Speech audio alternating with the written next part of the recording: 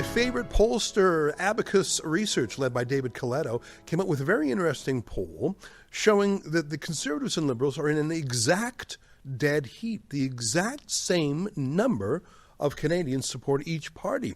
In fact, the favorable and disfavorableness of the two party leaders is remarkably similar too. But there was a very interesting graph in the latest poll that showed a chasm between the parties on key issues. And the issue in which Pierre Poilievre has the support of nearly 60% of Canadians, whereas Mark Carney is favored by only 18%, is that of immigration. In other words, if Pierre Poilievre is talking about other things, he's fighting an uphill battle. But if he's talking about immigration, that's a winner. It may be controversial with the media party, but ordinary Canadians love it. Well, Pierre Poilievre, since the election, has been getting firmer and firmer on the subject, and I'm delighted to have with us the official opposition immigration critic, Michelle Rempel Garner, who joins us now via Zoom. Thanks so much for taking the time. I appreciate it. Thanks for having me, as always. Well, it's nice to see you, and I saw you at an event where you and other Conservative MPs were talking about the abuse of the temporary foreign worker project. How is that going? Has the public sentiment turned on the idea of temporary foreign workers? I think people are realizing that they're not specialists. They're people taking entry-level jobs. That's my hunch. What's your observation? Well, I think I'd take it up maybe to 100,000-foot view and just say that I think that where the Canadian public is on immigration is that they understand that immigration can work if the levels are set with the ability of Canada's social and economic infrastructure to keep up with the levels. So specifically, I'm thinking of things like housing, healthcare, and jobs. So what you're talking about with the temporary foreign worker program is one area of immigration that has impacted job availability in Canada. So we've seen over the last 10 years, not just the temporary foreign worker program itself, but also other streams of temporary foreign work, like the international student program, really go up to levels that are completely unsustainable. This is something that, economists across the political divide have noted, and it's exacerbated the youth jobs crisis because we're increasing the availability of temporary foreign work at a time when we're seeing technological disruptions and those first opportunities for youth disappearing. So it was kind of a no-brainer to announce that we would support the abolition of that program, replacing it with something that would address, legitimately hard to find seasonal labor in the agricultural sectors. But we also announced a lot more policy than that this fall, and I think that that's a large part about why you're seeing public confidence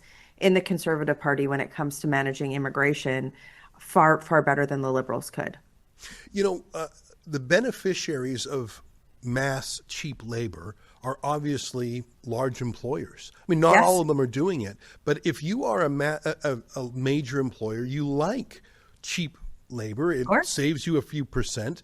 And frankly, on the other side, you're a landlord, property developer, keeps jacking up prices. Like it's a win-win for big corporations. And I know I'm sounding like a Marxist now, but seriously, You're not. I think that Mark Carney is thinking like a turbo capitalist. He's not thinking about ordinary Canadians. He's thinking of them as consumers of goods and services or cheap labor. He's not thinking of them as Canadians. I actually challenge you on that. It's actually the temporary foreign worker program is a fundamentally non-conservative program because it inserts the government into the price of wages, right? So when you have an endless supply of temporary foreign work, what ends up happening is you end up suppressing wages. It's a direct government intervention on the ability of wages to keep up with the demand for labor.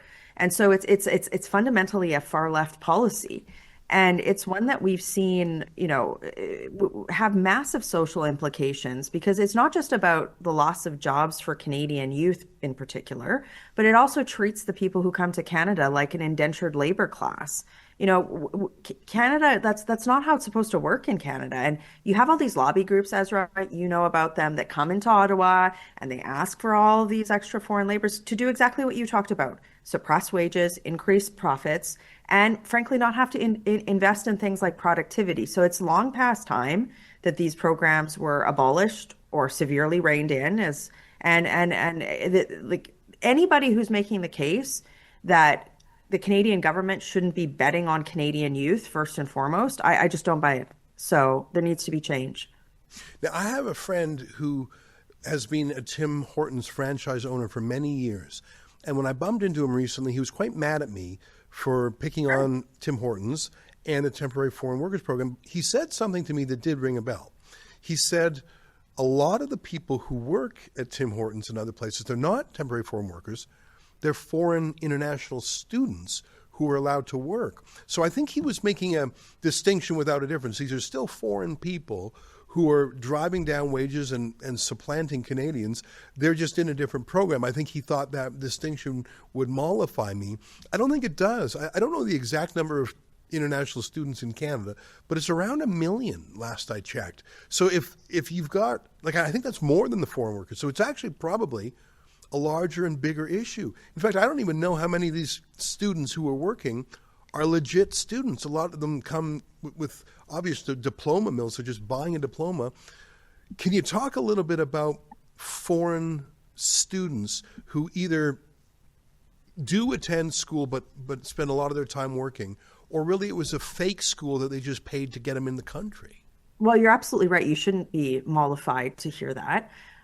So just a little bit of context for your listeners. What happened was the Liberals about 4 or 5 years ago, they decided to completely juice the number of foreign student permits that Canada issued on a year-to-year basis. You even had the now Justice Minister, who, has a track record of failure, Sean Fraser, as the Immigration Minister. He even came out and bragged about raising the number of foreign student permits to the highest levels ever in Canada.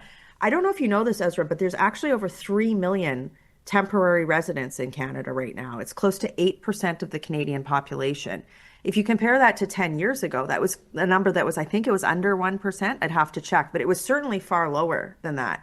So the point I'm trying to make is that it was a deliberate decision by the Liberal government to increase these foreign student permits.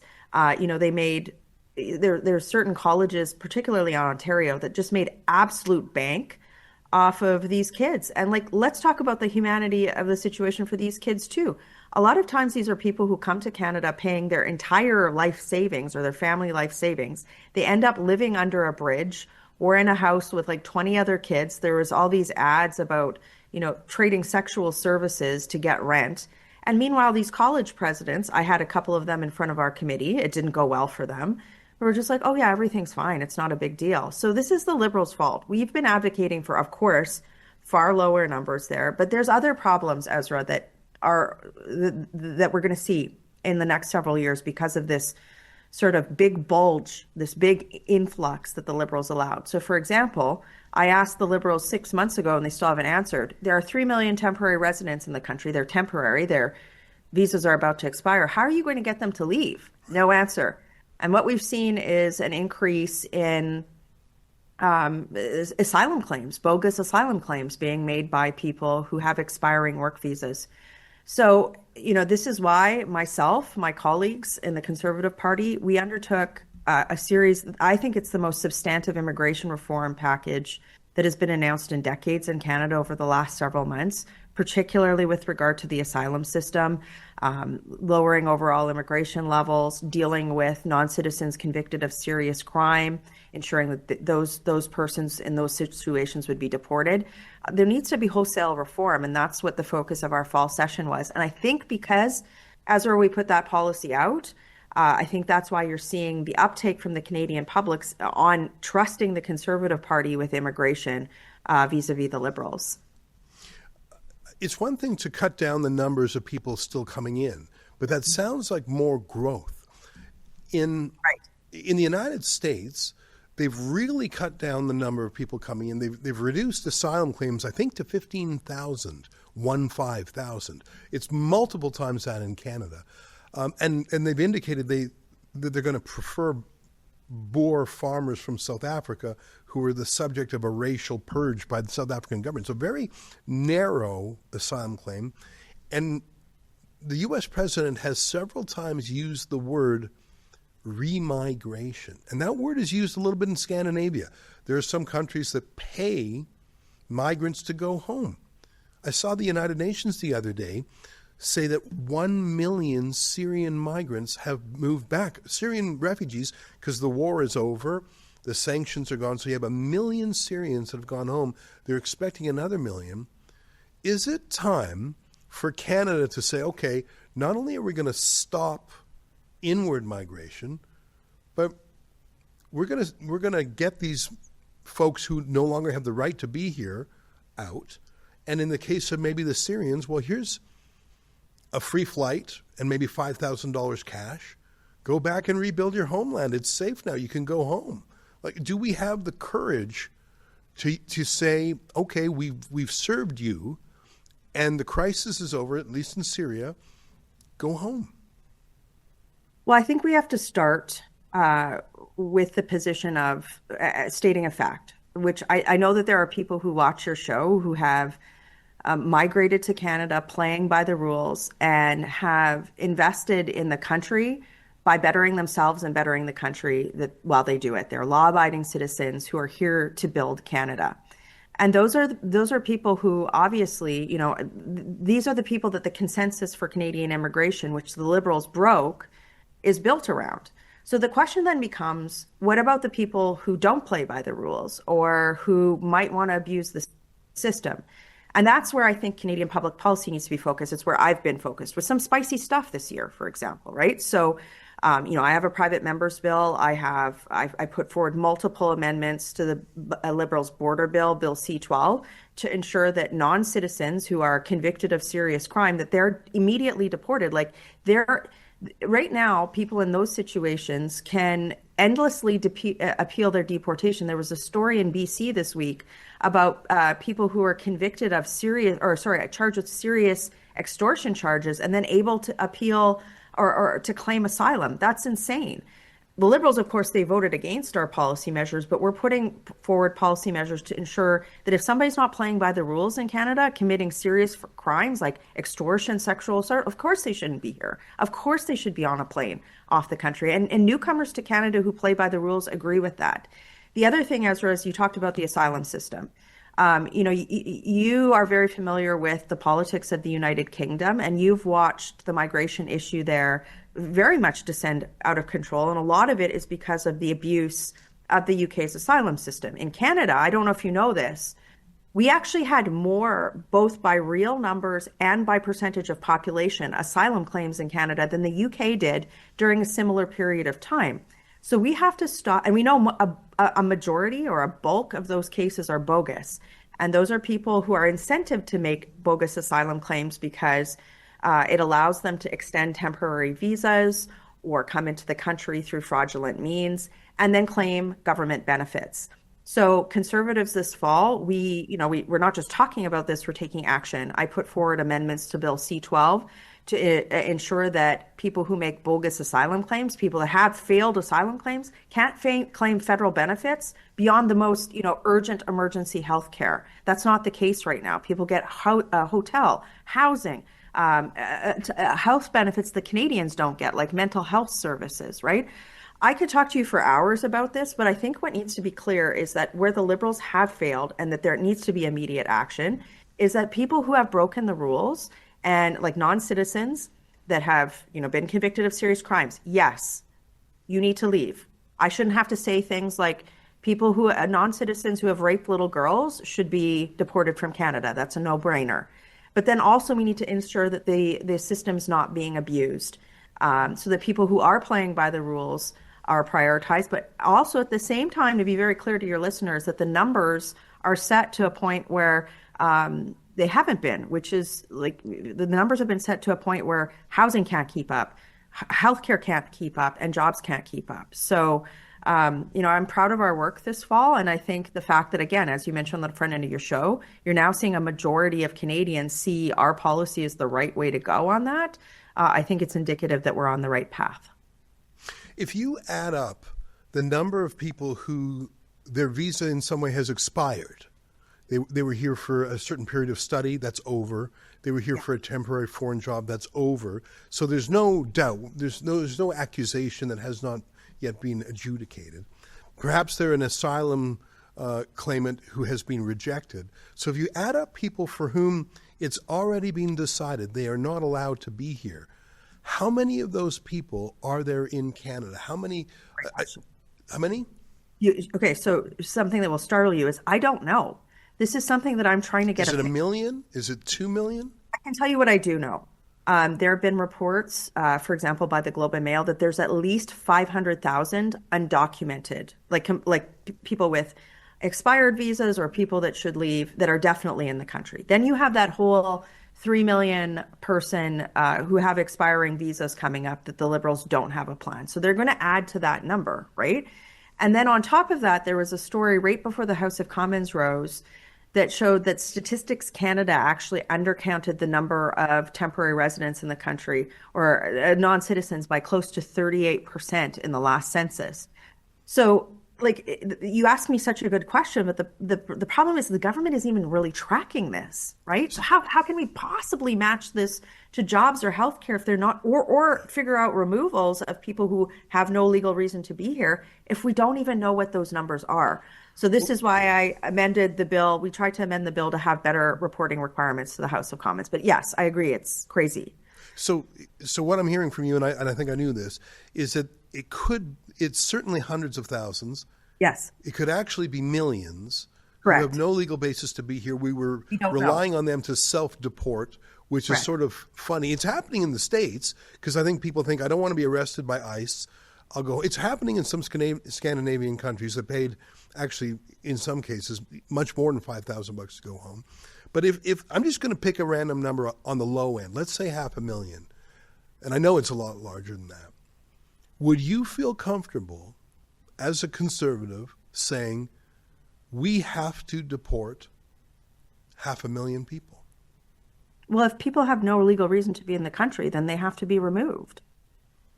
I mean, the immigration system doesn't work. What's the point of having an immigration system or a temporary permit if people don't leave at the end of that permit, right? It's no longer a temporary permit. And like, this shouldn't be controversial to say. It's if somebody is invited into the country on a temporary basis, at the end of that period of time, they have to leave, right? Well, it'll be very controversial. No, because like, think about this. If that doesn't happen, then this is the sort of policy that completely undermines the public's confidence that the immigration system is functional. And right now, I'm glad in Canada that people aren't pointing fingers necessarily at immigrants, right? Like, it's a very precipitous, like, we're right on the edge of that. And I'm glad that's not happening. People are pointing the finger at the Liberal government. But the Liberal government has a duty to address this issue. They can't just, turn a blind eye to it and then say, okay, well, we're just going to allow people to make bogus asylum claims, right? So that they can stay in the country or work in probably inhumane conditions under the table where they're being exploited. The system has to be brought under control. And that's why I've been asking these questions in the House of Commons. If we make the number even lower, let's call it 365,000. That would be 1,000 people a day, enough for several large aircraft. Now, I think that's quite doable, but it would require resolve. It would require tasking, probably, expanding a particular police force, whether it's something like ICE in the States or maybe the RCMP or border. It would, there's a lot of logistics involved. I mean, to remove them, to where and how. That's a big undertaking, and I can imagine a lot of people objecting, legal challenges. You would have Mayor Chow in Toronto declare the city a sanctuary city. She's probably already done that. Does the Conservative Party of Canada have the will and the steely nerve to look down the barrel of the regime media who will call you racist, call you xenophobic, call you Trump-like, if you actually try to put into action even a fraction of the deportations necessary? And I picked a very low number. I've already been called all of those things for years. I was the first one to say that it was insane for them to hashtag welcome to Canada tens of thousands, hundreds of thousands of people illegally across the border at Roxham Road. That was one of the main things that led to the loss of immigration consensus. This is something Conservatives have been advocating for 10 years, in spite of all the things that happened to you, because at the end of the day, if you want the immigration system to work, people leaving at the end of their visas is a key part of that. So like just as another proof point on this, it was I think it was my first question to Lena Diab. There's been a lot of terrible immigration ministers, but she's right up there. After the election was there are untold number of people, like you said, at least 500,000 people in the country that need to be removed. What's your plan to do that? I still don't have an answer to that question, but it's something the Liberals have to get on. And this is why we've been unrelenting in that issue, on that issue. So, I think the proof is in terms of asking for a common sense, humane, rule following process that's already in law. Like Ezra, we're not asking for anything that's not already in the law. We're just asking for the law to be enforced. I don't think that beyond like a far left fringe, there aren't this is a pretty normative position in Canada. You've been very generous with your time. I have just one last question, and it's a little bit personal. It's about the neighborhood I live in. I live in Toronto in a fairly Jewish neighborhood, and every weekend for about a year now, a group of, and they're foreign nationals, or at least they certainly, that's what they say when I ask them where they're from. These are not folks born in Canada. I don't know their exact immigration status. Some of them are more famous than others because they've been arrested for various crimes. But every weekend for more than a year, a pro-Hamas group, and I'm not exaggerating, they support Hamas, they say so, has been shouting at local Jews with PA systems, blocking. They go for walks in residential neighborhoods, screaming at any Jews they find. It's truly shocking. But to me, the most shocking part of it is that these are people who are either still guests of our country as temporary workers or students, or maybe they become naturalized, I don't know. But they're not Canadians. They're people who have come to Canada making certain promises to be good citizens, and either before they've been naturalized or afterwards, they're tearing the community apart. And after the shootings in Australia, I'm even more worried that something terrible will happen. Do you have anything to say about people who are not yet naturalized, who participate in hateful, if not necessarily criminal conduct? Like you already talked about criminals, but even someone who's not breaking the law, but is still spewing venom. Is that someone you would consider perhaps revoking their privileges to be here if they were not locked into the country as citizens? Well, if you'll indulge me in a little bit of a rant, I'm going to start with saying something that I think is really important, which is I think part of the problem is the fact that there is an entrenched anti-Semitism and hate in senior non-Canadian or senior Canadian institutions that are perpetuated by Canadians. I'm talking about academic institutions, senior levels of the public service, where you see, you just see blatant anti-Semitism. They almost appointed, somebody who had some pretty sketchy words to the Human Rights Tribunal, right? There's all sorts of instances of that. But this is important because, Ezra, you talk about non-citizens, and I think what you're getting at is the issue of integration, right? If you come to Canada, what are you integrating into? What are the behaviors and norms that Canadians expect newcomers to Canada to adhere to? And if you go into the citizenship guide, it actually says in the citizenship guide, so this is the Liberal citizenship guide, that newcomers to Canada are expected to abandon any violent or extreme ideology, as well as hateful prejudices. That's an expectation that we have for people coming to the country. So then the question then becomes, how are the people that are Canadians, that are in these senior positions that hold these anti-Semitic beliefs, how are they allowed to allow those beliefs to perpetuate and proliferate to the point where we're not enforcing laws that allows anybody, newcomer or alike, to get away with some of the behavior that you're talking about? And that is at the heart of this question here. For me, the law is clear. We have laws for newcomers that they're supposed to adhere to. And if they don't adhere to them, they're supposed to be removed. But what happens, Ezra, is you have law enforcement, senior politicians, academics that say, oh, no, that shouldn't be enforced. And then in the judiciary, you have all of this leniency. So if it's miraculously enforced, and there's a conviction, there's endless appeal opportunities to happen. And the end result is that the end result and the end message to newcomers is, don't worry about that section, and that we were just joking. And to me, that is that's fundamental to Canadian, it's antithetical to Canadian pluralism, to the respect for the rule of law, and it's antithetical to the concept that if you come to Canada, you enjoy a lot of privileges, but you have a lot of responsibilities too. And I think after a decade of liberal post-nationalism, we have to start talking about the value of Canadian citizenship and integrating into fundamental aspects of Canadian pluralism, like respect for the rule of law. I'll just close with my rant with this. The level of anti-Semitism that we've seen in Canada, perpetuated across and normalized by politicians, academic leaders, journalists, is disgusting. There aren't strong enough words to condemn it. Now we need action. And this is why a lot of the policies that I've put forward, I've forced the Liberals to vote on this year, have been related to restoring those principles. But the fight continues, and it's a fight that I am very willing to take on. Well, I'm very grateful to you for your time and for your candor, and I look forward to following you in this battle, and hopefully we can catch up again in the new year. Thanks for your time. Thank you very much. There she is, Michelle Rempel Garner, the immigration critic for the official opposition. That's our show for today. Until next time, on behalf of all of us here at Rebel World Headquarters, to you at home, good night, and keep fighting for freedom. Shame on you, you censorious thug!